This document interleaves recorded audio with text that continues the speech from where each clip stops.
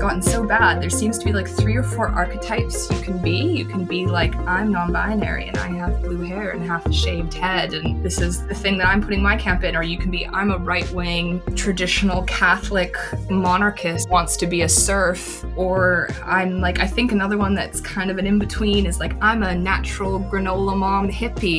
I think that as like, that's a whole other subculture. So I think like people really took for granted what we accomplished in second wave feminism and thought, you know, women can be whatever they want to be and you can enter the workforce or you cannot, or you can stay home, or this is like settled ground.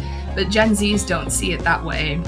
Welcome to the New Flesh Podcast, the podcast you deserve. My name is Ricky Allpike, and joining me once again is Mr. Jonathan Astro. John, I've been sick, but I'm back. You can probably tell from my voice.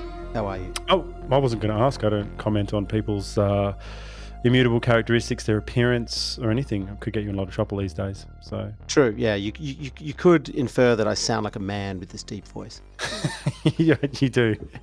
You do. That's a good intro because these are the issues that are going to come up today. We have Hannah Berelli, the other half of REDFEM, with us today. I'm pumped. I am too. Their podcast is killing it. People are loving it, and we're loving it. Jen mentioned, she said the words, I can't do the accent. She said New Flesh Podcast. Really? On her show? On the podcast. Oh, wow. Northern, like, English, sort of English accent. Yeah, I can't do Said that. something like, I mentioned this on the New Flesh Podcast, and I went, oh, do tell. So there you go. You're getting shout outs. Excellent. Well, let's hope we can get some more on with the show. Yes, well, we always tell the truth here at the New Flesh Podcast, and the truth is that we need your help. We need you to leave us a rating or review wherever you listen to the show. We're also on YouTube, so please subscribe to our YouTube channel and leave a comment about a show you like there. Word of mouth is also a very powerful tool, so please tell all of your friends. And finally, to our Uber fans, if you love what we do, you can send us a little cash via the Buy Me a Coffee platform. Any donation here is very much appreciated, and I do love my coffee. Now, on with the show. Hannah Berelli is a Marxist and feminist. She's the editor of On the Woman Question and the co-host of the Ascendant REDFEM podcast alongside Dr. Jen Izaakason. Hannah, welcome to the New Flesh. Hello, thank you for having me. So Hannah, one of your recent episodes, this is going to come out of nowhere, but there's a lot of stuff from your show that I want to talk about. So you mentioned burlesque recently, randomly, and your thoughts on this were totally on point. Can you tell us what you think of burlesque and the burlesque moment that we had a little while back? I'm not sure what it was like in Australia, but I remember it was such a thing in like, when was it? Like 2015, 2014. Yeah, I remember it. Yeah, it was like burlesque was the queer thing. And it was obviously that wonderful Foucauldian thing of, oh, is it objectification? But actually at the site where you're the most oppressed, that's where you have the most freedom to be expressive about your oppression. So it's really deconstructive and it's black and white at the same time. And ooh, how interesting. And yeah, it was like women who wouldn't necessarily be particularly high on the heterosexual hierarchy, we'll put it that way, who were getting really, really into this. And I think it was like a bit of like, I am daring you to say that I'm actually not the kind of woman that you would expect to be a stripper, basically. And it, I want you to, like, good luck, like, trying to point that out. And yeah, it was such a moment in time. And I think what happened, why they let it go, is that RuPaul's Drag Race happened and became a huge thing. So all of those really heterosexual women who identify as bisexual, who want to be queer, moved from burlesque to drag.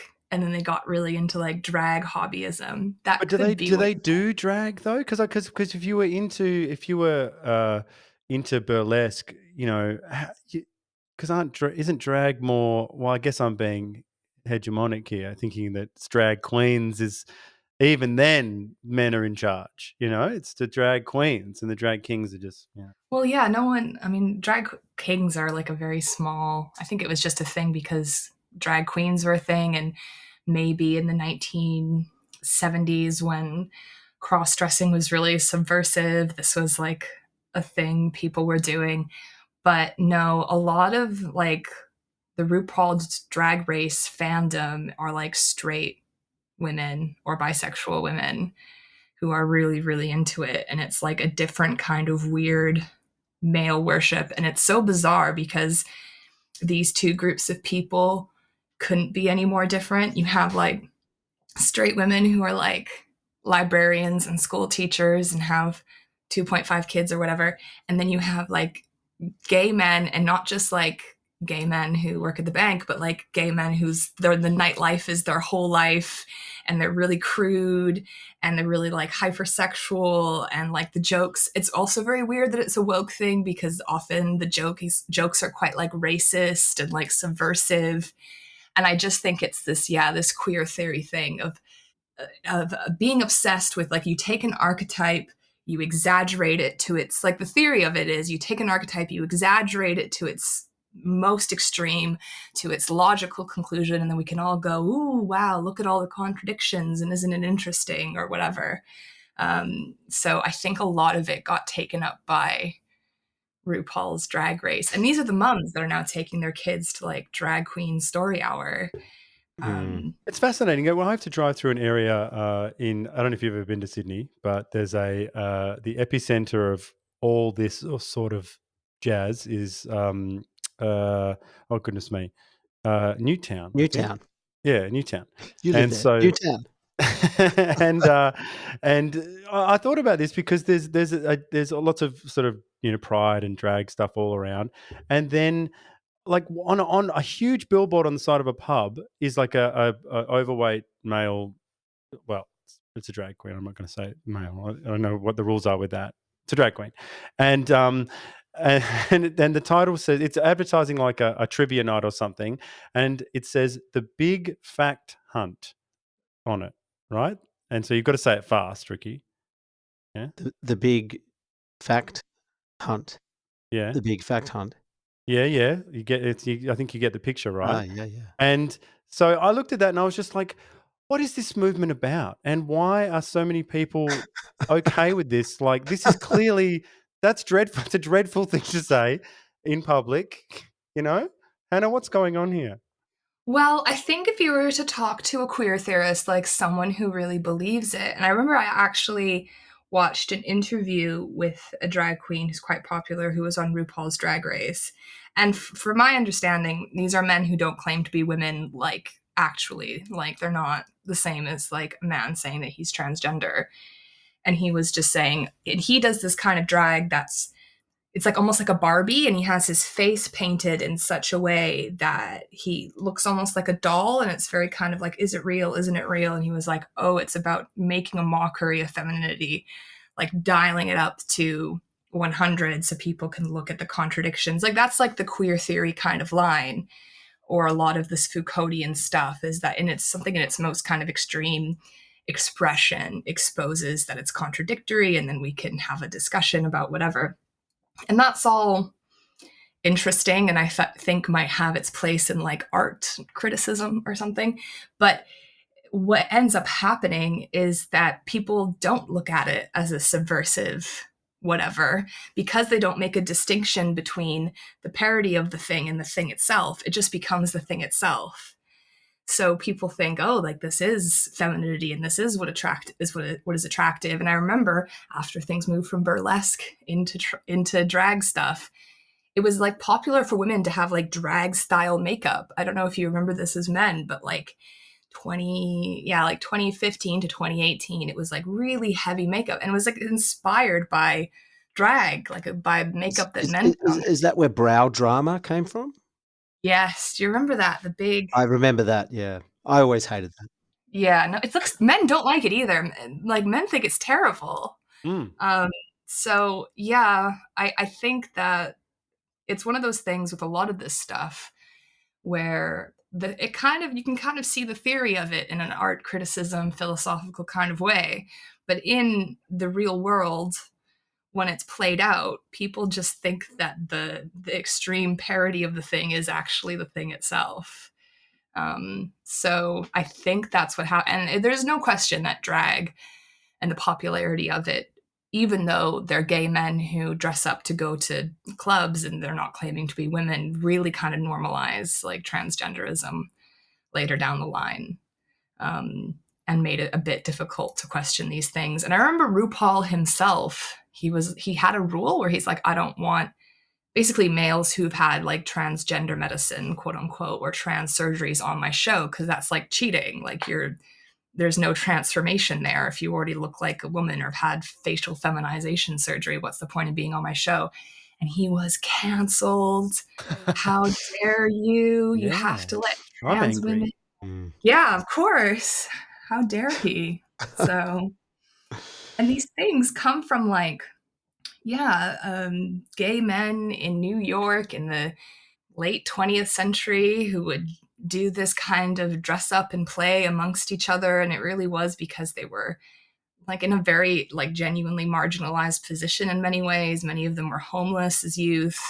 It was kind of like they had their own kind of subculture of like cross-dressing and nightlife and whatever. And then it became like mass produced and commercialized and marketed to straight people, which is obviously a bigger market, and became like really normative. And now it's for kids and it's not like a weird, I think kind of the point of it is like it's a weird kind of off-putting, oh, you're drunk and you're in a nightclub and is it a man or is it a woman, like how weird. And now this is like for kids. I think it's a really demonstrative example. The people that were into this sort of subculture when it was new or when it was underground and subversive, I mean, do they look at this now and go, what the fuck happened to the thing I was into? Like now that's trying to be pushed on kids and straight people are getting into it. And I think about that. I think I feel that way about cinema, like the way it's all just comic book movies now, like I feel maybe that's what they feel. They feel it's just been totally perverted and ruined and you just got to get out. I think they must. I think I have heard some gay men say that. Like, I think I heard a drag queen saying, like, why do people expect drag queens to be nice? Like, we're like horrible, like, we, like we insult people on stage. That's they're part of our catty. whole. Yes. Yeah. Yeah, exactly. I think they think they must feel that, but I think that's what's happening in culture is, as things get more degraded and alienated and separated from the thing itself and commodified, and like what you're saying in cinema. And everything's a remake, isn't it? Everything is like a remake of a remake of a remake, like original It's ideas. nightmarish. Don't get John started. It's a nightmare. It is just like a dizzying nightmare of just AI produced horrible things. And just one last thing, Ricky. The big thing, Hannah, is you got to get someone beloved and then humiliate them and have them just, firstly old and decrepit. Then everyone humiliates them, and that's the end of the story. Yeah, Indiana Jones, basically. Well, he's just one of many. But, like you take a beloved movie star, you put him in the movie or all of the them, movie. just character or movie star, and have them be told by young, annoying people, that they drive the story and just sort of push them around and like make comments about them the whole time and stuff. I just can't even watch it. I haven't watched films. Maybe it's my age, and films have always sucked as I've been alive. That's true. That sounds correct. Yes. Films, like I watch television. I remember watching Breaking Bad when it came out, and everyone was sharing the illegal streaming links amongst each other because I don't think there's been anything good in the cinema in a very long time. Or you get kind of the opposite of that, which is like Oscar bait, really like overwrought, like it's the royals in the 16th century, and it's really like melodramatic, and it doesn't seem like there's heart to it either. Yeah, or sort of like an old American guy from the South who is pitted with a black guy, and they end up becoming friends, and then they all learn about humanity at the end. But that's what I don't understand a lot about. I guess critical race theory, some people might call it, or whatever it is, the kind of reified racial identity politics, is it's also doing a very weird denial of racism, because you'll watch something that's supposed to be taking place in the 1970s and it'll be a mixed race cast, and you think, oh no, these people would have not liked each other. Like this would have been Hmm. like there would have been a lot of racism here, but now we're pretending that like there's no racism in history. The BBC are the worst at this. They make these TV shows in the UK where it's it's kings and queens. It's set 300 years ago, but the queen is black and there's a few servants that are black, but then like it's just mixed race everywhere, and you're like, hang on a minute, like back in those days, like there were no people of color, like not in England and not in Europe, so. Yeah, I mean, I think the worst one was I'm Canadian, right? And there was this show that it was an internet series that they made into a television show, the CBC, so the Canadian version of the ABC or the BBC, made into a television series, and it was called Letterkenny, and it was literally about a town in northern Ontario where people are like, oh yeah, they're over there, and we do this and we do that, and yeah, we're going to go to the park later, and we can't go down to the States because they don't have ketchup chips, so we're not going down there to that hockey game, whatever. Like it was a parody of like rural Canada and how Canadians speak, and they had Northern Ontario, and they had the second season a mixed race cast in Northern Ontario. Like part of what's funny about that show is that these people are so backwards compared to everywhere else in the country. And it's this weird kind of flattening of all social relations where we like pretend racism doesn't exist. We pretend sexism doesn't exist. Some of the time, actually, that kind of works out a bit differently. But certainly racism, we pretend doesn't exist at all, which seems very counterintuitive. I mean, can you make films like 12 Years a Slave anymore, or these kinds of films that are very honest about racism in the past, or do we have to No, just You can if you can find actual slaves, because nowadays you need to be the thing to play the thing. that's So true. if, That if is you're true.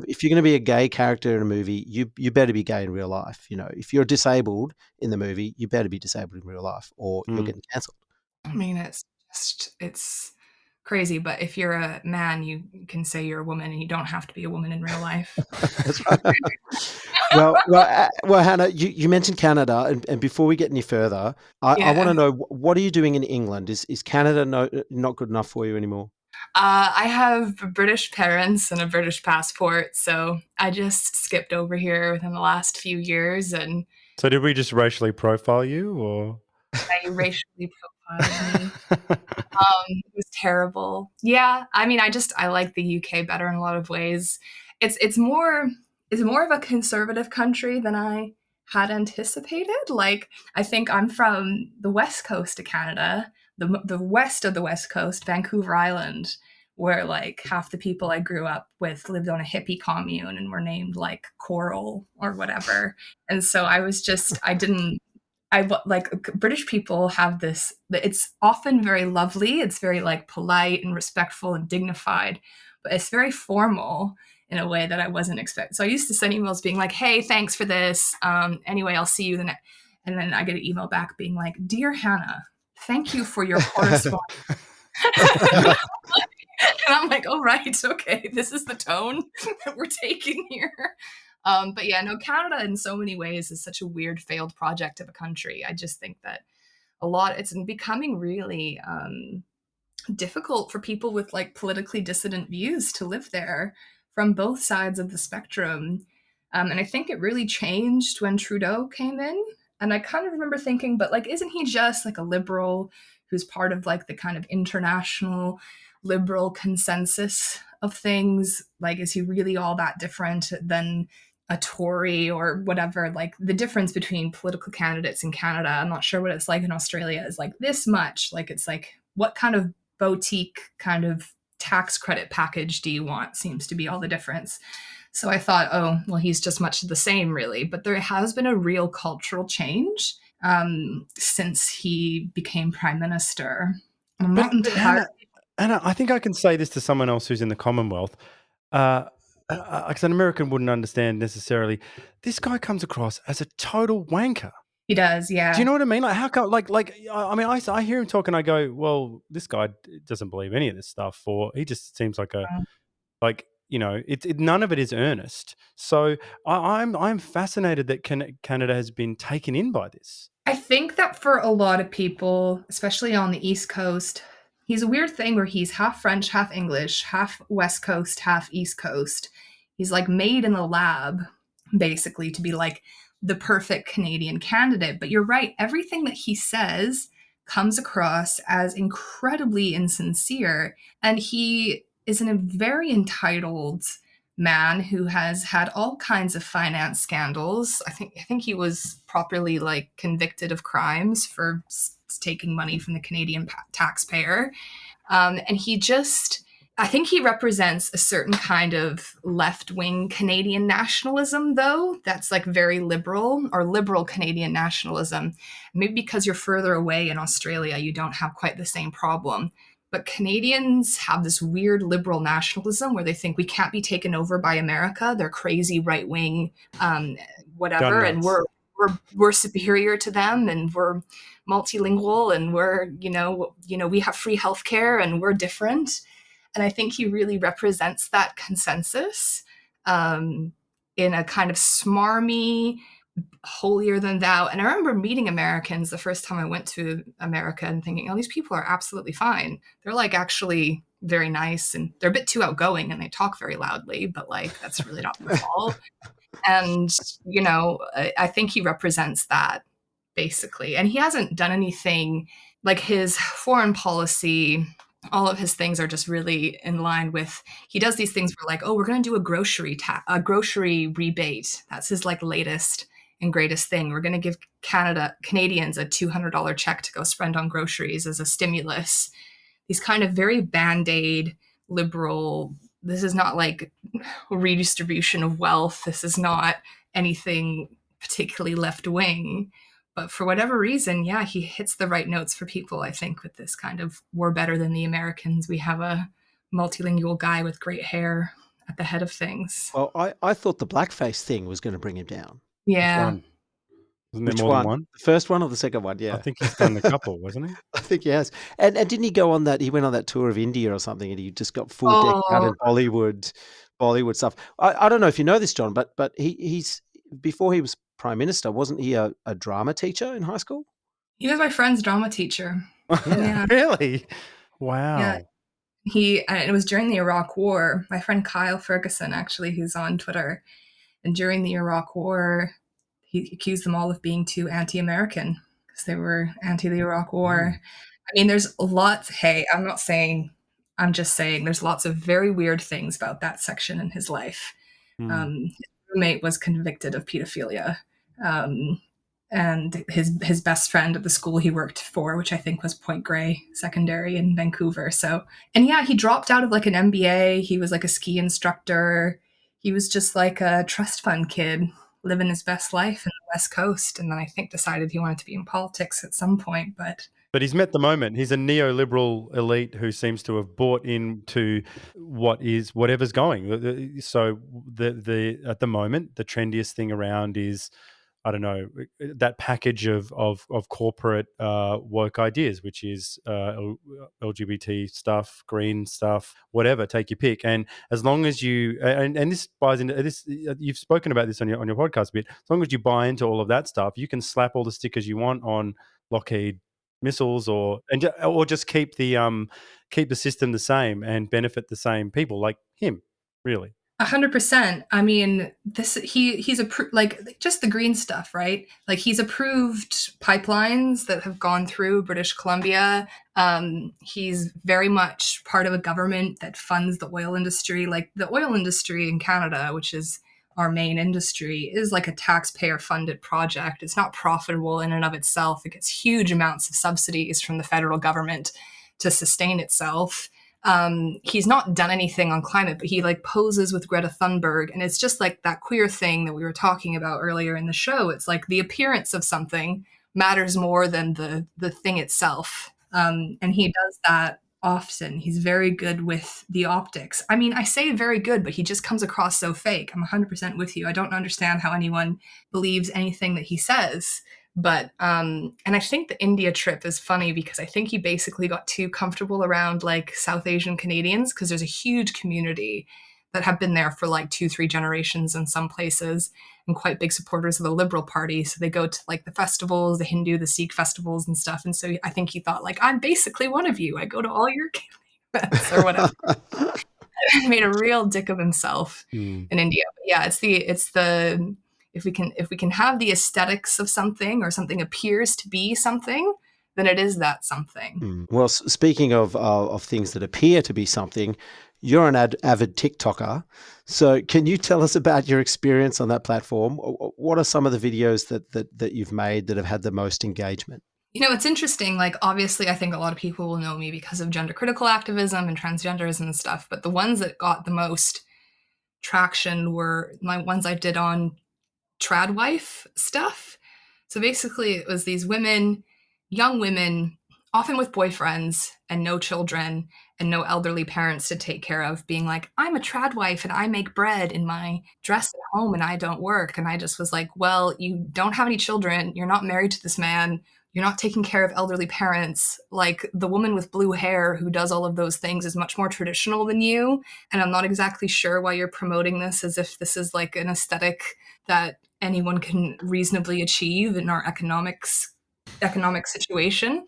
Those do really well. Ben Shapiro responded to one of my TikToks saying that, and I was a bit worried. I was like, oh, is this going to be a takedown? And is he going to say, see, we shouldn't work with these feminists on trans. They're all really bad. And I was all worried. And I watched it, and he just said, like, this woman doesn't smile enough and she's not very pretty. And I thought, oh, I'm so relieved. That was nothing. I'm fine with that. But yeah, I think it's really interesting because for young women, it's gotten so bad. There seems to be like 3 or 4 archetypes you can be. You can be like, I'm non-binary and I have blue hair and half a shaved head, and this is the thing that I'm putting my camp in. Or you can be, I'm a right-wing, traditional Catholic monarchist who wants to be a serf. Or I'm like, I think another one that's kind of an in-between is like, I'm a natural granola mom hippie. I think that as like, I guess that's a whole other subculture. So I think like a lot of young women I think that people really took for granted what we accomplished in second wave feminism, and thought, women can be whatever they want to be, and you can enter the workforce, or you cannot, or you can stay home, or this is like settled ground. But Gen Zs don't see it that way at all. Everything is a debate on a podcast with an angry man. Abortion, traditional marriage, non-traditional marriage, all of these things are now like up for grabs. So I think a lot of young women are really like, and people call me a radical feminist. I like some bits of radical feminist analysis. I don't like others, and I don't like often a lot of the conclusions they make. But some of the stuff I'm just saying is just like pure, like very normal feminism that would have been completely mainstream like 20 years ago. Like, you don't have Is this different from liberal feminism as we understand it now? It's a difficult question, right? And I don't want to get like too semantic about it. But if you think about the second wave, and there was the women's movement, and there was this big burst of feminist activism and thought and culture and whatever, there was feminists, and then there was the section at the kind of the fringe end that was radical feminists and lesbian separatists. And that's always how it works with political movements, right? You have the mainstream movement, and then you have the radicals at the end, and you have the more moderates in the middle, or whatever. But feminism was before kind of the sex wars of the 80s, before there was this big blow up of, are we anti or pro BDSM? Are we anti or pro prostitution? There was this huge We know who won that one. Yeah. The people. They won bigly. They won huge. They won They took the whole pot. Like, if you come out and say, I don't know about ball gags and all that stuff, people go, reported you to HR. Yes. Pretty much. I mean, it's so nuts. No, it was a catastrophic failure. And I just think like the people who were involved at the time, like Gail Rubin, a woman who wrote A Defense of Man-Boy Love, and like did crazy things like carve a swastika into her lover during sex, and all this. These people ended up at the top of the heap for whatever reason. But yeah, before all that happened, I think there was mainstream feminism was anti-prostitution. Mainstream feminism was anti-pornography. Mainstream Mm. feminism, even anti-gender identity, not that it was a huge thing at the time, but Gloria Steinem, who's hardly a radical in the vein of like a Sheila Jeffreys or even Andrea Dworkin or whatever, wrote against transsexualism in a book in like the 70s. Like this was very much mainstream feminism. But then the sex wars blew all this up, and the only people who kept those lines was that radical edge that of the radical feminists. So often radical feminist becomes shorthand for feminist who's against pornography, prostitution, surrogacy, transgenderism. But the only reason that they're the only people who stayed that way. That's the only reason that's the case. A lot of feminism was very much critical of these things before that. And yeah, you're right. We completely lost the sex wars, and I think it just became a thing of like you're anti-sex, you're anti-man, you don't you're critical of women's choices, you're into purity. And I think that was probably true. There were probably some feminists who were that way at the time, but there wasn't kind of a critical voice going, hey, let's not throw the baby out with the bathwater. Like there are some things But here. what are feminists getting out of those things you just mentioned? All those portfolios, prostitution, pornography, BDSM, surrogacy. What are they getting out of it? Yeah, I just finished reading as a Marxist feminist, Kasia Ekman, a Swedish Marxist feminist. I read her book, Being and Being Bought, which was about prostitution and surrogacy. And I think when she lays it out very well, when the status quo seems so difficult and so insurmountable, it's much easier, and it's actually very comforting to go, actually the status quo is in fact very transgressive, and actually the status quo is what we want, and actually the status quo is very deconstructive and discursively whatever. So I think with prostitution in particular, the sex industry is this huge $billion thing. It's very ethically complicated. There are trafficked women. There are women who are in it because, of psychological things. There are women that are into it because they're not necessarily poor, but they're doing it for extra money. It makes their life easier. Like it's complicated. It's really a very complicated question.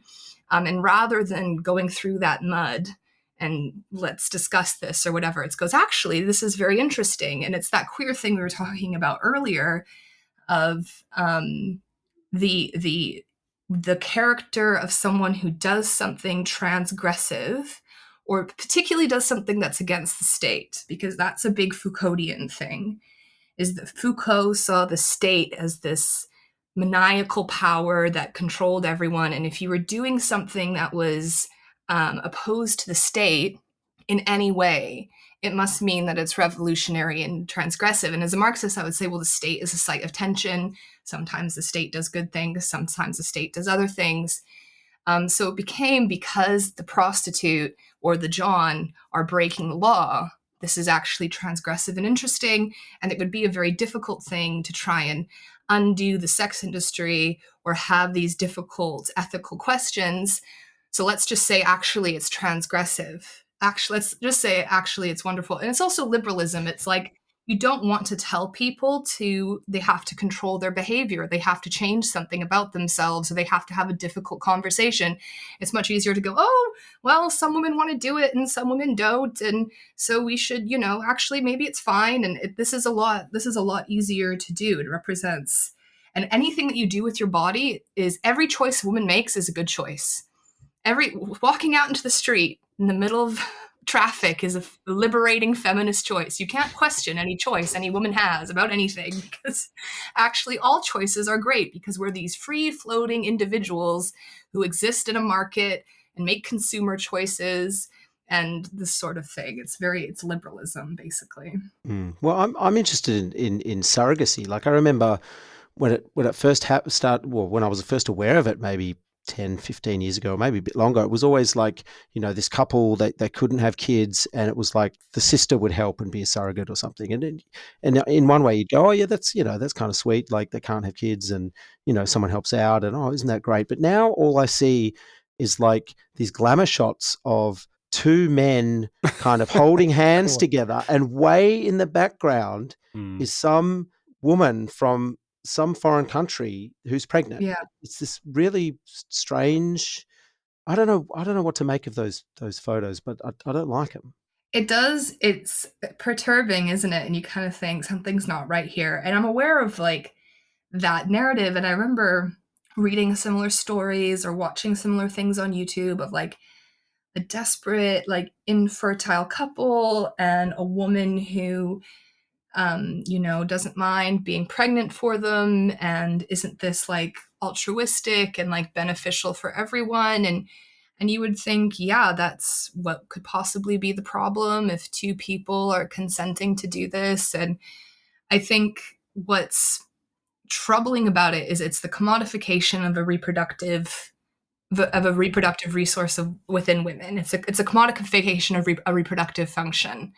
If prostitution is the commodification of, forgive my language, but like a vagina or an anus or a mouth or whatever, it's the commodification of a womb, and you're turning that woman. And the womb is a part of the self. You are your body. Like I'm not trying to be like some hardcore materialist. I know there's the mind and there's other things, but you are your body. Yourself exists within your body.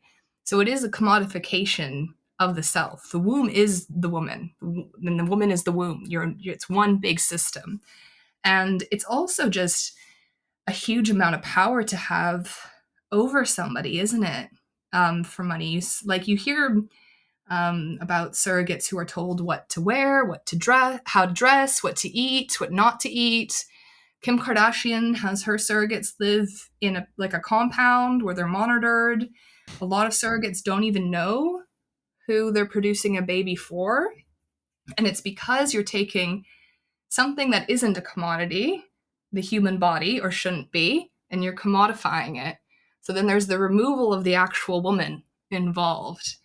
It sounds exactly like Never Let Me Go, which is that Kazuo Ishiguro book, but it's also the film with that Carey Mulligan. Have you seen this? It's about clones. No, I haven't. No.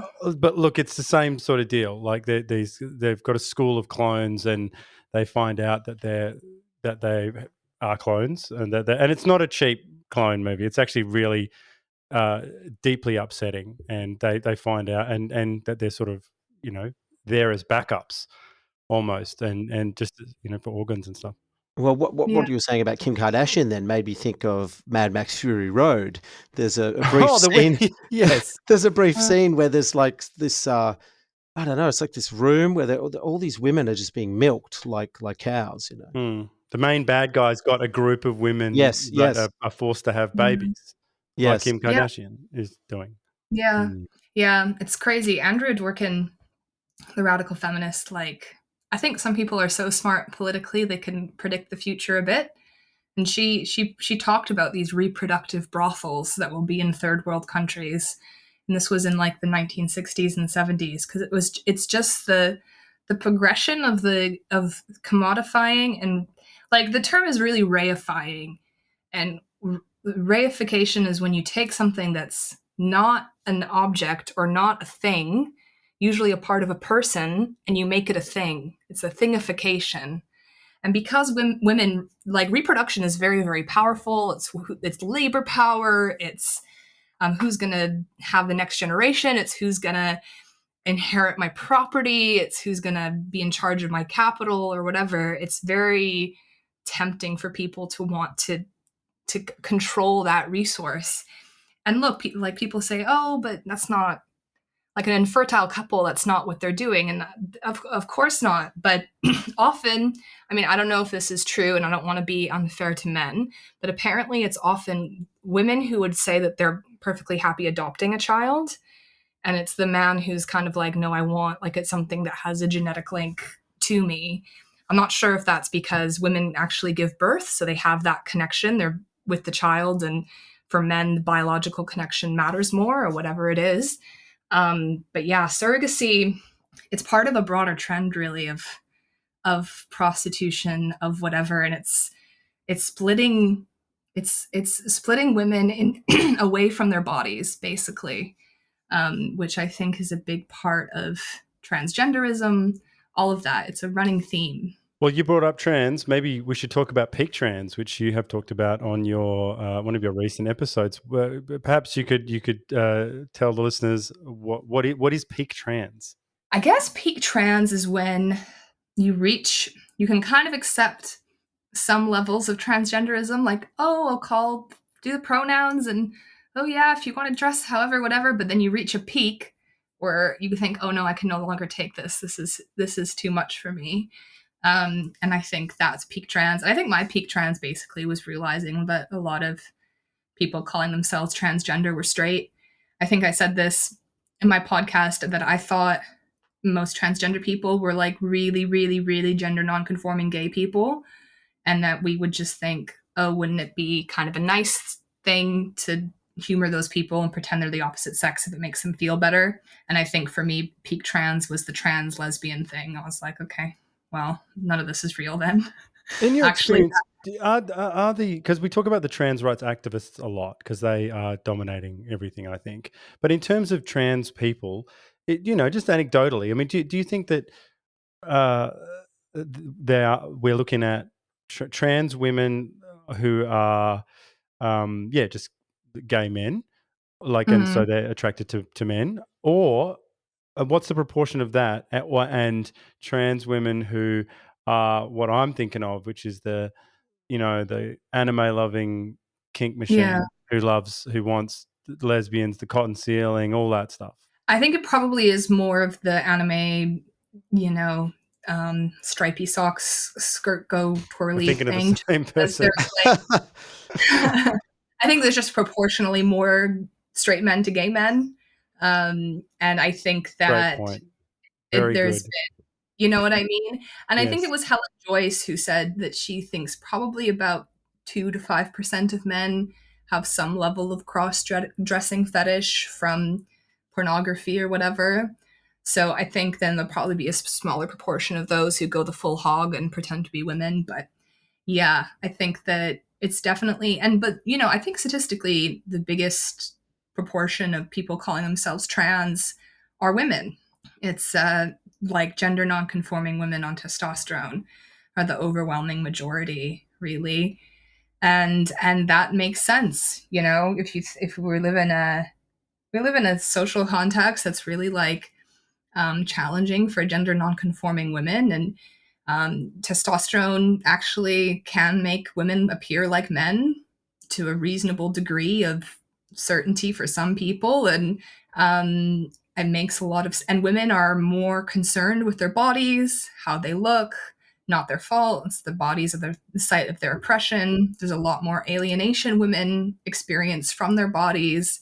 So doing something drastic to your body like that for a woman is um, probably more palatable than it is for a man. So, um, and I think that the homosexual, transsexual men who get into this, I think I do often I have more sympathy for those types. As I don't think they should be in women's spaces, and I think they're wrong and the rest of it. And I wouldn't want, unfortunately, because we've seen how it's panned out. I couldn't ever accept them as a woman in any kind of way. But I think that was my thinking when I was younger of like, oh, we've all met like a little boy who's just like really flamboyant and effeminate. And we all kind of go, oh, that one's going to be gay when they're older. I think we all know a kid like that. And I just kind of thought, well, I guess if it's so extreme, maybe this would be better for them or something. Do you think the kind of a brand of radicalism that we see today, the trans thing, or even some environmental things like Just Stop Oil, etc., is being driven by well-off kids, middle class, as they say in the UK? Yes, I do. I do think that. I mean, I think that Jen touched on it on your podcast, which is that if you come from a context that's like overwhelmingly white, like just like despite what Netflix shows portray, like most people are friends with people within their own racial group. I think the UK is like 90% white. I don't know what it is in Australia. I'm sure it's Something majority. something equally disgusting. Mm. Yeah, Yeah. something horrible. I think Canada is less than because we have a lot of immigration from like South Asia and East Asia. I think it's like 70 or something. But most people live in like really racially segregated existence, not because they're Ku Klux Klan members, but that's just like demographically how things work often. And if you have all this kind of opportunity and experiences that are so different to people that you claim to be like caping for and claim to be on the side of, and it's all along these identity lines and no one talks about class at all, I think that it's possible. I'm thinking of, there's a weird genre of woman, and I don't know what it is or why, but in the UK with the environmental stuff and with the trans stuff, lesbian white women who are in their early 20s, who are involved, who go to elite universities, who are involved in environmental activism. There's like 4 different interchangeable ones. And Is you this just, the one who was on Piers? Rizzo, whatever her name is? yeah, that She's one. one of them. And there's another one. I think there's like 2 more who are like very similar. Like, where do these women come Central from? casting. They are central casting, middle class, eco activist girl. I think that there is definitely, and I think that it's always the case that young people are radical and are into radical politics in university and stuff, but it's not always the case that radical politics is supported by, um, Fortune 500 companies and is massively sponsored by the state and all these other things. And I think it is a lot of class anxiety. Like Riz Posnet will go on to be like a DEI, like diversity, equity, and inclusion consultant for a Fortune 500 company. But won't she be rich, and won't she live in Notting Hill or something? Like, won't she be like someone who, like, Yeah. privately? Those people never mention the fact that they've probably got an amazingly big kitchen that's bright white. You know? Yeah. I think she is. The Daily Mail, because British people are obsessed with class, right? It's like their favorite thing. So like the Daily Mail did like an expose, and yeah, she went to like a very, very expensive private school. Her dad is one of these eco billionaires. That's what's crazy about the environment stuff. I'm glad you brought it up. But a lot of these people, unironically, are saying we don't want oil billionaires. Those are bad. We want our eco billionaires that fund us, that are great. We want to switch the hegemonic power from this group of rich people to that group of rich people. And I'm like, hey, maybe your group of rich people are better, I guess, but this is hardly like radical politics. And these people who fund like Just Stop Oil and stuff go on Piers Morgan and talk about how rich they are and how they want to have green industry and stuff. I'm like, you're just moving it from one. This is what Norman Finkelstein was saying on an interview with him. He's saying that, these people don't want radical change. They don't want a restructuring of society. What they want is in the one, in terms of race, for example, they want in the 1%. They want the right or the upper percentile. They want the right amount of diversity within that Correct. section. But that's it. Yeah. They're not interested in redistribution of wealth or thinking about class that often goes across, race and gender or whatnot. So they're really interested in maintaining the structure as it is, but just sort of putting on a light patina of diversity. But then that also creates this arms race where everyone is desperate to be part of some sort of minority that then can be part of that 13% that makes up the 1%. So if I'm a trans black lesbian woman, and I get to I'll get to be part of that 1%. Yeah, I was listening to the CBC years ago. It was CBC Radio, and they were talking about diversity, equity, inclusion, and it was one of these people who get like, this is an industry, right? Like someone who gets hired to hire racial minorities at companies, and she was talking about, I think it was biotech, like a science company, and she was like, oh, about, we interview a lot of people and whatever, but like roughly the portion of people who get hired who aren't white are about 5%. And not white people are 30% of Canada. So when we'll see real change, her words, 30% of the biotech industry will be not white. And I'm just thinking, is that such a flattening, unthinking analysis? Why is it that, the majority of the biotech industry is white? Like, Well, what has racism, caused probably. Like that? white Right. supremacy. That's what I don't know. What were you thinking? But that's what they say, I think. They say that like individual white people are discriminating on an interpersonal basis towards individual black or brown people. And it's like if you think about the conditions that some of the places that black people live in the United States, like I don't know if you've been to Washington D.C. or Virginia or like I saw Richmond. Baltimore out of the window of the train, and that's as close as I wanted to get. I looked at, I looked, I was like, wow, how did they even shoot the wire without, getting shot? Yeah.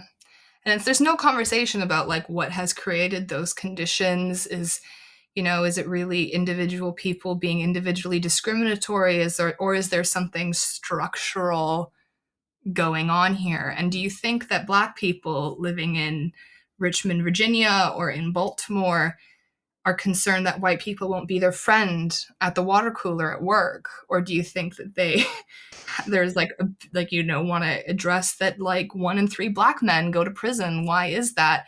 There are these bigger, broader questions. And if you can change interpersonal bias and a lot of the things that were the research, so-called research that was done into this unconscious bias stuff turned out to be bunk. But if you can make people as individuals not bias anymore, and every individual goes through a DEI training, then we can keep the social system we have. We don't have to address anything, but everything is better.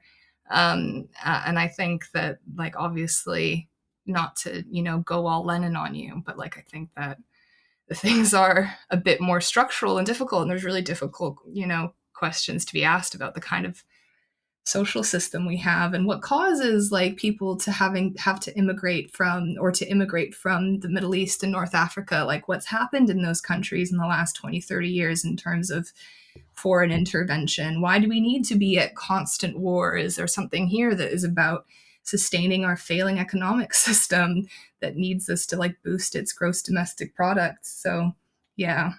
Well, we spoke Yeah. to Heather McDonald recently, and she was saying exactly that same thing. Like we're concerning ourselves with the end of the pipeline and trying to shoehorn in minorities into top positions and in elite universities when we should be sort of focusing on, as you're saying, sort of the early years of education and the home and what's life like for kids growing up, that sort of thing, and then I guess it could eventually, have ramifications at that end of the pipeline. Yeah, it's a lot of very hard, I think probably very expensive, very unsexy work. And I think a lot of this stuff is really about, in terms of HR, like when did HR become a friend of the revolution? Like HR was set up like around the advent of trade unionism to try and like manage dissent from workers and to create up like a whole snitch department for workers to snitch on each other. And you have like Robin DiAngelo going in, making people cry and making workers hate each other. And you think like, who benefits from this? Why would Microsoft or Apple pay Robin DiAngelo $6,000 an hour, or whatever crazy amount of money it is, to come into their bourgeois institution? These universities are also bourgeois institutions. Like it certainly doesn't benefit the workers. And I'm not one of these class reductionist, class onlyist people, and I don't think racism doesn't exist. Or I think I agree with Stuart Hall that particularly in the United States, I think probably in ways that those of us in the UK or in the Commonwealth can't understand, is like he says it's like a modality in which class is lived. I think that things are a bit more racialized in the United States. I certainly think we should have those conversations and talk about race, but to get workers to hate each other, I don't think is the solution. John, you want to go? Are you sure? Yeah, sure. Well, because I was going to ask about, you said about interesting questions, and I wanted to ask about the woman question and Okay. whether you could explain the woman question. And again, I mentioned Norman already tonight, but So you do the accent. I was going to say, whenever I hear the woman question, I hear it in Norman's voice. So the woman question, I got to hear it the way he says it. So what's going on here, Hannah? What's the deal with the woman question? I think the one question was that's how people used to speak in the 18th century. When they talked about politics, they would talk about, like Marx wrote on the Jewish question. It was a way of addressing women's issues and the family and reproduction, basically from a Marxist point of view. And it was mostly Engels who wrote about this in Origin of the Family, Private Property, and the State. And he also wrote about it in The Conditions of the Working Class in England. And it's a discussion of why are women oppressed? Under what circumstances are they? Does it have to do with class? Does it have to do with capitalism? Does it? Doesn't it? Is it pre-capitalist organization of things? Is it something that we can overcome? How do we overcome it? I think this is, and Engels, in so many words, said that you have the control of the means of production, and then you have the control of the means of reproduction, and these things kind of mirror each other in like a dialectic. And how these are very complex questions that are difficult. And then you get, Marxist feminists like Silvia Federici, who think like the creation of the nuclear family has to do with getting women into single family homes to make that the kind of basic unit of capitalism. Like even under feudalism, there was more kind of diffuse family organizations. The children were left with the women for the day when the men went out and worked. There weren't these like itemized little family homes. And I think that's the debates therein. But then the radical feminists go, no, it's trans historical. It's been happening since the beginning of time. And this is like a kind of, I find radical feminism on this question a bit static. They have this very like, no, this is the way it is. This is the way it always will be. And then I find some of the Marxist feminists a bit naive about male violence. Like some of them say silly things like men beat their wives because they're very sad about capitalism or whatever. And I just think that's kind of dumb. But so Wow. I hope that's a good summary of the woman question. And I don't have an answer to I know you don't have the woman answer. You just have the question. No. So no, I do appreciate that though, because I always like to get a nice chunk of free learning from experts, and so that I really appreciate that. Thank you. You're welcome. I hope it was adequate. I did my best to summarize. But I'll also start saying on the woman question in Norman Finkelstein's voice. He's in my head all the time. So I have another question now. So my wife attends a straight book club, okay, which is, she would admit, more of a social thing. Now, because you guys, I think, are well across, being Marxist lesbians, I feel like you don't really understand the straight woman book club. Because you're more to the point, you're very academic. That's the most important thing. So this is mainly a social thing. They're not covered. They're not reading Capital. They're not even reading David Foster Wallace or anything. It's just something that came off the shelf last week. And they're mostly new mothers, and none of them are gay, bi, or queer. She mentioned to her fellow women that she'd listened to the podcast from the Free Press, which is the witch trial of J.K. Rowling. And she was taken aback by some of the pushback because, she's married to me and I do this podcast, and she has her own ideas, but, these are the ideas that are in the house. Obviously, we're sympathetic to JK and all that. And so some of the pushback, there was a ringleader at the book club who worked for the government, and another one who worked in women's magazines, and not the fun ones either, not like New Idea, not about Harry and Meghan and stuff. It's the boring ones, like serious ones, like, I don't know, women's health sort of ones, they said things like, I don't want to hear JK's rationalizations and stuff like, it's too late for an apology. And most fascinatingly, one of them said that censorship was good in some cases. So I wanted to get your reaction to this insight into straight book club. I mean, what can you say? It's just crazy. Can women enjoy a fucking book club or like read like romance novels without getting? I mean, I don't really understand it, other than I think a lot of them think trans is the new gay, and I think regular straights, like Barack Obama was like anti-gay marriage in like 2008, right? Oh, yeah. Like Yeah. a lot of people have had an evolution of ideas on gay rights within their lifetime, probably relatively recently, which Mm. is fair and happens to people. And if you're not gay, like I wouldn't expect anything different. But I think they have this. I think it's a bit of a complex of like I won't be on the wrong side of history again because there's this weird shame about it.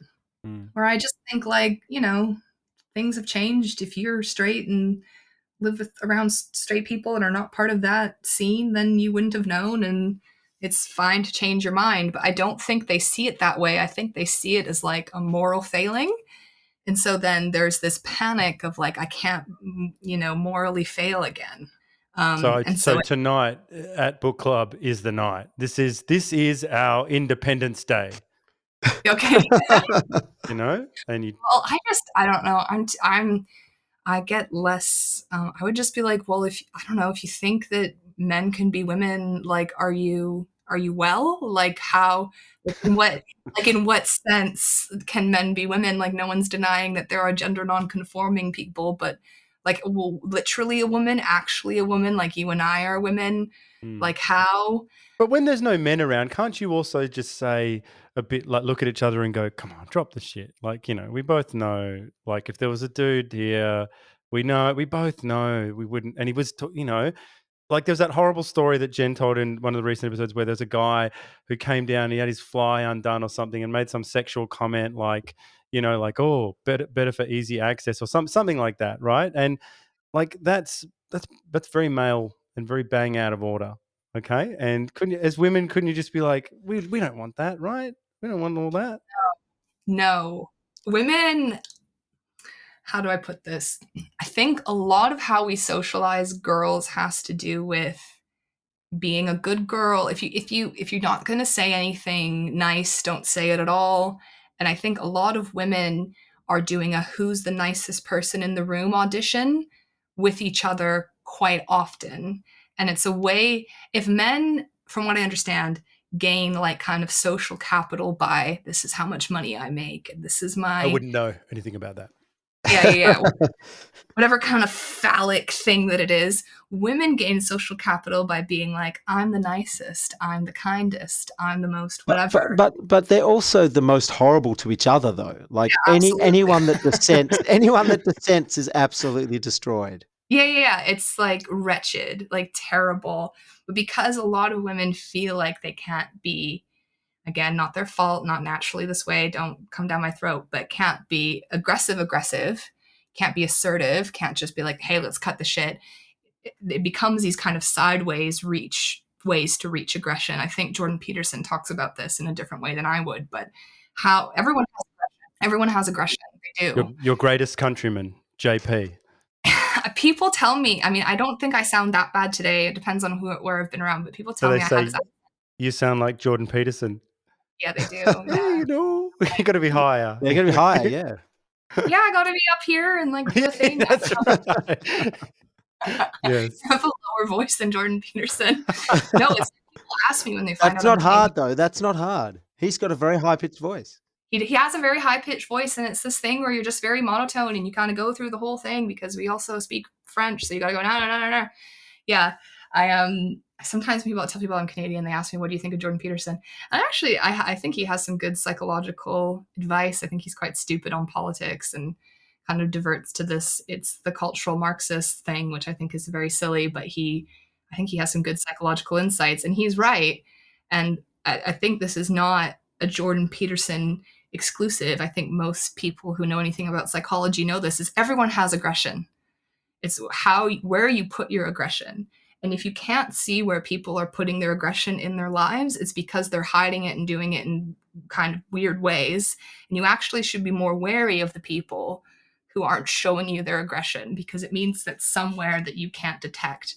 And yeah, I don't know. I'm pretty useless at like women interpersonal dynamics, especially among straight women. I have to be honest. Most of Do my you get friends along are with like, straight women? I do. I have to say, though, a lot of my straight women friends are autistic, and I don't know what that's about. You've got to type. Jen and I have, like, a group of friends who are lesbians and autistic straight women who are, Wow. like cats. I don't really know what that is, but I get along I think I get along better with straight women than gay men, and Mm, sometimes but it is hard in those dynamics because it becomes, like, um, you know, who's the most pure or whatever, and it depends on to what extent your wife wants to blow up the book club. Like, do you wanna, like, Mm. go out in a blaze, or do you wanna, mm. like, try and preserve the relationship? Because We don't know many people in Sydney. I think we're going to hang on to it. Well, I have a suggestion for your wife. I think she should pay this ringleader a compliment by comparing her to Dylan Mulvaney. She could go, oh, you look so stunning tonight, just like a young Dylan Mulvaney." How do you think that would yeah, go down? Do you think that would work, Hannah? Or no? it could. I mean, it is very aggressive. That's a very aggressive thing. To be honest, this is the one kind of because I have this insight into about women in this way, you can sometimes out emotionally manipulate them in a way that is so extreme that you make them shut the fuck up forever. And you can, like, sometimes I'll say, like, well, I guess women who have been raped, incested, and battered should be forced to be around men that they don't want to be around at rape crisis shelters. That sounds very compassionate. You're right. And because you out emotionally manipulated them in that direction, I mean, it's true, but it's also because it's like a bigger Mm. card of you're not being empathetic enough. Sometimes it makes them shut up. Or maybe you could say something like, you know, Joe Rowling was battered by her husband. She's had a very difficult time with men in her life. Maybe for her, having a woman only space would be quite important.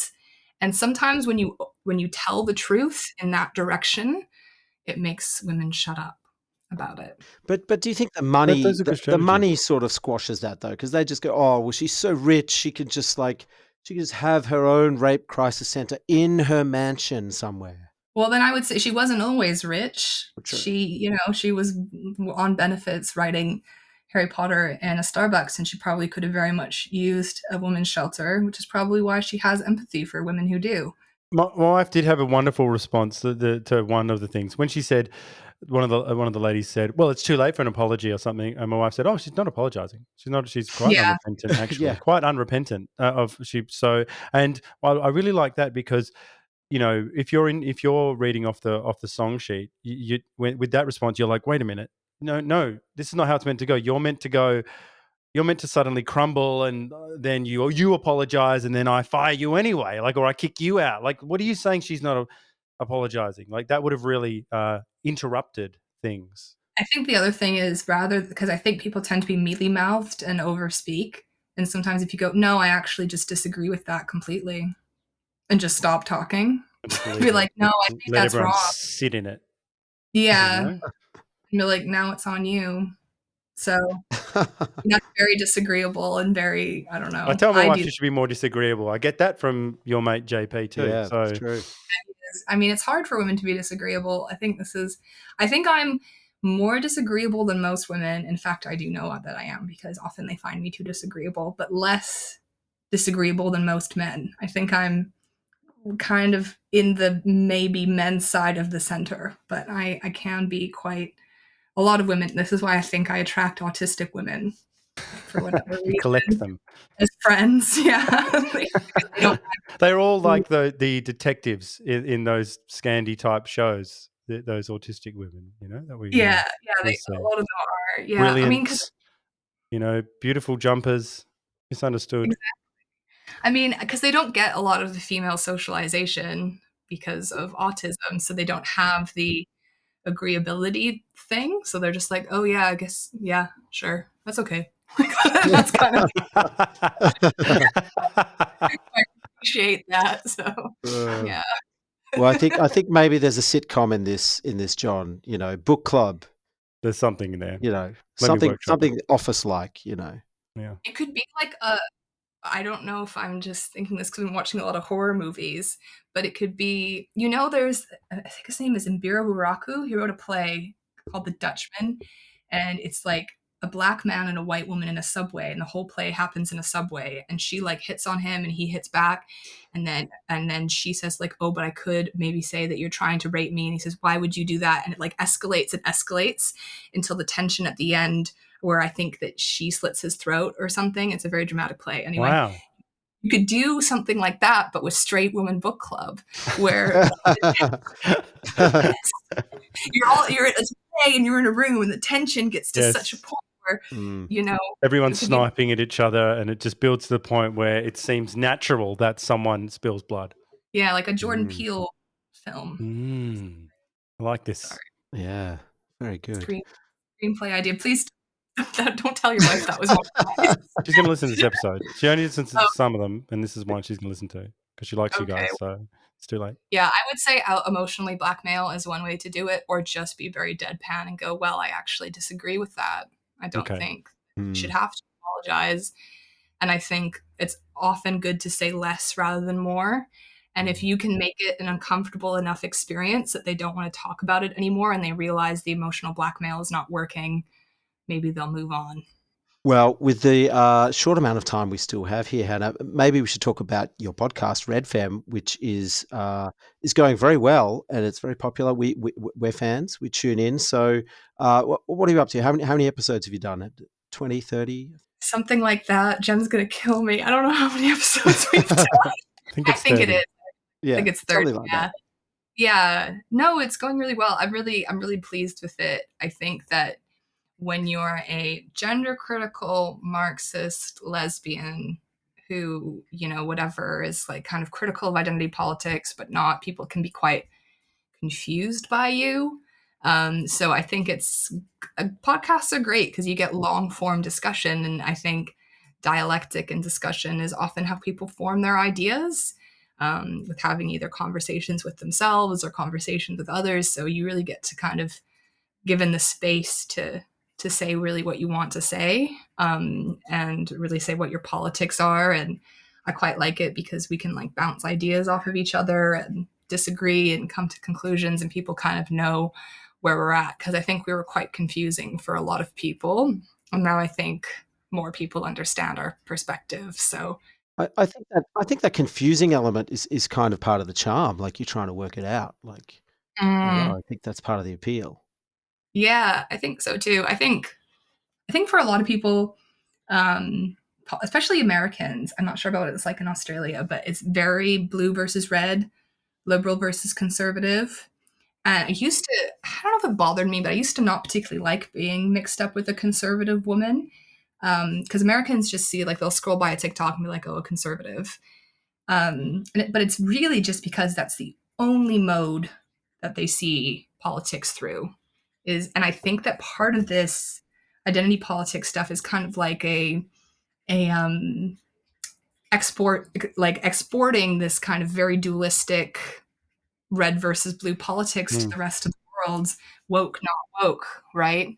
Where often things are a lot more complicated and we all go on evolutions of our ideas, and most people have a mix of left-wing and right-wing ideas. Actually, like, not many people are pure ideological subjects in a particular way. So I'm keen to start some beef. What do you and Jen disagree on?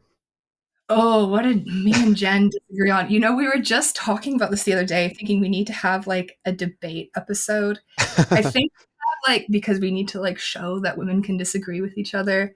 I think that, but I'm kind of changing her. I think that if between like the Marxist feminist versus radical feminist kind of line, I think that I'm more of the, like, I appreciate a lot more of the Marxist feminism than Jen does. But Jen, I think, as you mentioned, your podcast was kind of around a lot of really radical lesbian separatists for a while. And I think that really affected her thinking. So I think part of that is we disagree about whether or not reproduction is work, in a sense. I wouldn't say that it's work like building a wall is work, but I would say it serves a special function in capitalism in that it produces labor power. And I think there is a specific kind of misogyny or male dominance or whatever that comes about in a capitalist context. I think that's something we disagree on. I think in terms of like nerdy in the woods Marxist stuff, I think though I've changed her mind a lot. I think Jen was more Trotskyist and I was much less Trotskyist, and I've changed her opinion on some things of like socialism in one country versus international revolution. And yeah, I'm trying to think of Jen and I agree on a lot. I'm trying to think of what else we would disagree on. I think that I think Jen is more like we often get into a conversation about if we established communism, how we would manage bureaucracy. And I think I'm just a bit more of like an orthodox Marxist where I'm like, well, a utopian society is not perfect and I'd rather have is not possible and I'd rather have like a bureaucratic kind of state than have capitalism. And she's more bothered by this. And she tried to get me to watch that film Leviathan about um, That's you the know, ocean one. That one? it's a film about a man in the Soviet Union, and the state wants his house to build something, and he refuses to move. And it's about how he like confronts the bureaucracy of the Soviet Union. And I just said, I'm Wow. not watching that capitalist imperialist shite. Can't make me. So I think, yeah, I think I'm probably maybe more of an orthodox communist than she is. Mm, I think that would probably be our differences. And thank you for making me think about this because we wanted to do a debate episode. And mm. yeah, I just think like, well, we're not going to create a utopia. And I think like Cuba has done a pretty good job in managing this stuff. And I think that this is all kind of pumped up by like kind of anti communist concerns from the Cold War. And I'm not really sure why we have to think about it too much. So yeah, that's, would say is like a point of disagreement. All right. Well, I hope we haven't started too much of a rift, but I would say I feel like we could talk for so much longer. We don't have any more Yeah. time. We could talk Yeah. forever. So obviously, I have to have you come back unless you were just being agreeable and you felt aggressed this whole time. Um, and then we always have our final question. We ask everyone is we'd like to know what you're reading right now.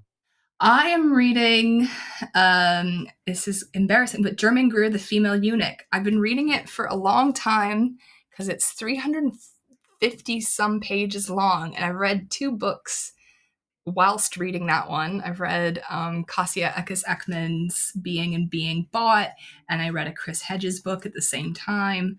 But I'm still reading Germaine Greer, The Female Eunuch, because she goes on about Shakespeare about in it for about 50 pages, and it was just mind numbing, and I had to really force myself to get through it because I had to say that I'd finished this book. Well, I was struck as well by it's one of those books that sort of fits into. I wasn't ready for it to be akin to literary criticism for Yeah, huge sections and that's the tradition it's coming from. A bit in the way that sort of Freud has been you know, subsumed into literary criticism. Like Germaine right. Greer's book has got those roots as well. And I was really surprised by, so I think she's brilliant, and she was a big hero of my mum's, and so she was like, just around, her books are in our house and stuff, and like, uh, I was surprised at her very Australian use of the C word, like just loving it, like whipping that up. That's like our Yeah. that means we're mates. Yeah, it's a greeting. It's a form of endearment. It's It a term is. of endearment in Australia. So I mean it is a bit here in the UK, not to the same extent, and it was so shocking to me as like a nice Canadian. I was like, what are people saying? This is incredible. But yeah, no, I think that she's a woman who is so herself. Like she is just so unapologetically herself. And sometimes as I was reading the book, I was thinking, how did she get this published? I bet they tried to edit it on her, and she just said absolutely not. Like you can't, you're not allowed, because she really allows herself to go to every extent that she can. And I yeah, she's just someone who's completely herself in every way, and I really really appreciate that about her.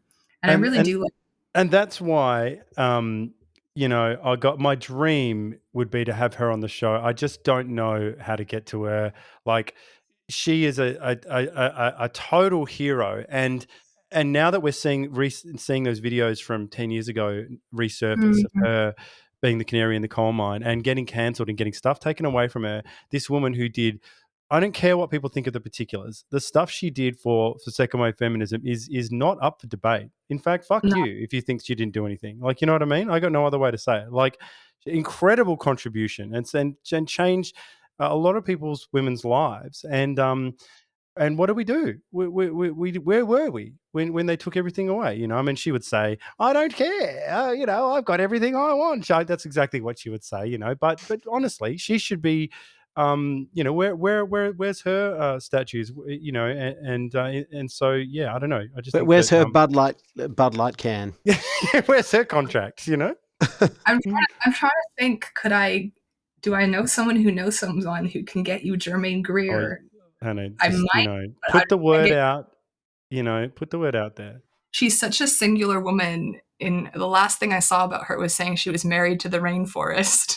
She just loved it. She doesn't I know. care. I don't think she is the kind of person who needs very many people around her, but No. yeah, I'm trying to think maybe. Well, John, you know, we've interviewed Michael Lernig. He's a cartoonist from Australia, and he knows her. I think. Does he? I think he does. Yeah. Oh, now we're thinking. Okay, all right. Everyone who's listening, get Germaine Greer on the New Flesh podcast, and if you know, or at least send nasty emails to Hannah and Jen and say, "Why haven't you got to help? You know, help out." Like, you know, at least do that. I don't know. Yeah, we have to get Germaine. I have to get Germaine onto more things, but I think she wrote a newer book. I think it's called On Rape. Yes, massive title, massive content. I mean, what a great intellectual! Like someone who's dangerous, and you know, the people we used to invite to writers' festivals and say, "Oh, what? That's an interesting idea." Now we uninvite them. We uninvite them as we did to her. You know. So yeah. I just love watching clips from her from like the 70s and 80s, just like tearing a strip off men, just in such a complete way where she just like so intellectually dominates them, and they're men who aren't used to that at all. And have you seen Town Bloody Hall? No, what's That's that? a documentary she did with. It's a debate that wonderful. This is an era we're just fascinated by. It's her debating Norman Mailer, so the ultimate, you know, male narcissist, and her and a range of other feminists, and all the women in the room. What's missing, as we've talked about before, is the humor. Like, you know, the struggle is there, so because the issues are real, but even between Norman and the feminists, there's a humor, and the audience is laughing, they're barbing, and that's missing. That sort of interplay, you know? Yeah, I think people used to be able to have intellectual conversations. Like people used to be able to talk to people they disagree with and not in a liberal, like, let's compromise and get along kind of way. Like people who were like uncompromising in what they thought, but people could have discussions and debates and whatever. And now if you just, what's that podcast all the Gen Z's like, whatever or whatever. This is the guy who roasts hot young things and just says, you know, tells them why they're wrong. Yeah, exactly. And then sometimes they'll have that Destiny on who's like a liberal who's like, who will go on, and then they're just screaming at each other, and you're thinking like, oh God, like I don't want anything to do with this like world. Like I don't want no, it's a nightmare. Yeah, terrible. It's nasty. Nasty. And it becomes a lifestyle too, you know. It does. This is what I hear, the streaming thing. And I thought about it for a while because I was like, oh, lots of people watch politics on Twitch. And then I just tweeted, do any women watch Twitch? And I got like 25 replies going, no. Yeah, but because if you went on Twitch, how long would it be before someone said nudes? Yes. Exactly. Nudes. That's here that it's like 99% male. Women like Instagram, and I don't know I know Jen likes Instagram. I can't make myself use it. TikTok is the compromise, TikTok and Twitter. So yeah, Twitch is probably not happening. So is that where people can find you on Twitter? What's your Twitter handle? So it's Hannah Berelli, HannahBerrelli. Funny Italian surname. And that's me on, I think I'm like Hannah Berelli 2 on TikTok, because I've gotten my account deleted several times. I've had various combinations of numbers, but I'm sure if you were to search Hannah Berelli, and I've had this account for about 6 months, which is great. So you're on a streak. Let's see if I can keep it a while longer. And thank you so much for having me on. This was great. No, it's a pleasure. Thanks for coming on. And can't wait for the next episode of REDFEM. Yes, I think we're going to go try to organize to record that now, actually. Oh, good. We're in the You're mood, warmed up so. then. We're warmed up. Exactly. Thanks, Hannah. Thanks for having me.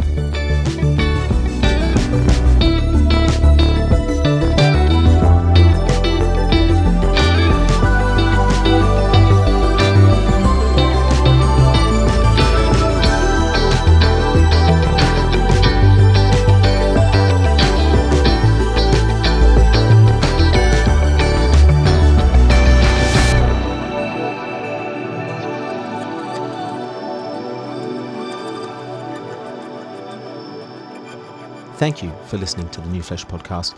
If you like our work, please consider rating us on Apple Podcasts or even writing us a review. It really does help the show reach a wider audience. We'll be back with another episode next week. Until then, long live the New Flesh.